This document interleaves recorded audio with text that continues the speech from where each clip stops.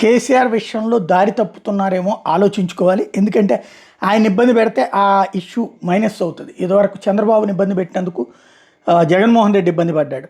ఇప్పుడు సంచలనం సృష్టించిన ఫోన్ అక్రమ ట్యాపింగ్ కేసులో కీలక పరిణామం చోటు చేసుకుని విచారణకు హాజరు కావాలని మాజీ సీఎం కేసీఆర్కి సిట్టు 160 సిఆర్పిసి కింద మరోసారి నోటీస్ ఇవ్వాలని నిర్ణయించింది.